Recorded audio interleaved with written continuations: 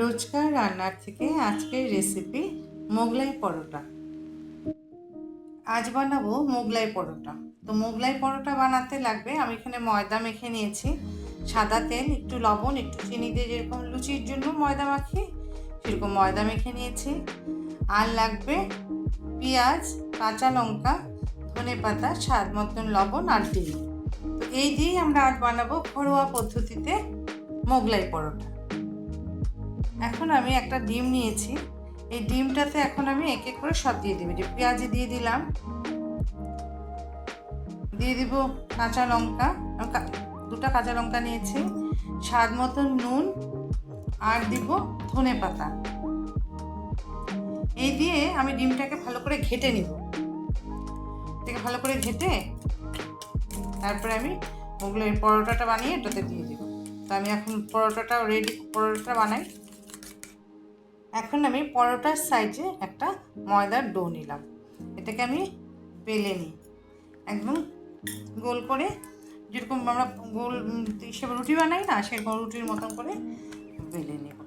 একটু বেশি পাতলাও না, আবার বেশি মোটাও না, মানে বেশি মোটা হলে আবার তেলে ঠিক ভাজা হবে না, আবার বেশি পাতলা হলে ডিমটা ভেতর থেকে বেরিয়ে যাওয়ার ভয় থাকে। তো আমি এরকম করে বেলে নিলাম, আমরা ঘরোয়া পদ্ধতিতে করছি তো তাই ছোটো ছোটোই করি, হোটেলে তো একটু বড় বড় হয়। তো এখন আমি এটার মধ্যে দিয়ে দেবো যে ডিমের গোলাটা, সব কিছু দিয়ে যে ডিমের গোলাটা তৈরি করেছিলাম, এই গোলাটা তো বেশি না, ততটুকুই দিতে হয় যতটুকু রুটিটাতে ধরবে।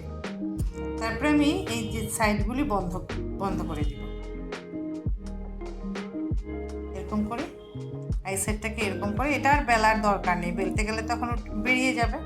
তো এরকম করে যাতে না বেরোয় ডিমটা, ভাজার সময় একটু চেপে চেপে দিয়ে দিলাম। তো এইভাবে আমি আরেকটা করি। আমি একটা ফ্রাইং প্যানে তেল দিয়েছি, তেলটা মোটামুটি গরমও হয়েছে। এখন আমি আস্তে করে মোগলাই পরোটাটা দিয়ে দিব, দিয়ে মিডিয়াম আঁচে দুই পিঠ সুন্দর করে লাল লাল করে ভেজে নিলেই হলো মোগলাই পরোটা। তো মিডিয়াম আঁচে এর জন্য করবো কারণ ভিতরটা সিদ্ধ হতে লাগবে, তারপরে ভাঁজ পড়েছে না রুটির। তো এটা যদি হাই ফ্লেমে উপরটা লাল হয়ে যায়, ভিতরটা কাঁচা কাঁচা থেকে যাবে। তার জন্য মিডিয়াম আঁচে মোটামুটি হতে বেশিক্ষণ লাগবে না, 5 থেকে 7 মিনিটে হয়েও যাবে একটা। তো আমি লাল লাল করে ভাজি।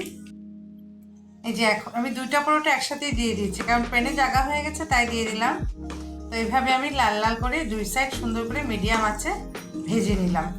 এখন আমাদের এই মোগলাই পরোটা হয়ে গেল ঘরোয়া পদ্ধতিতে।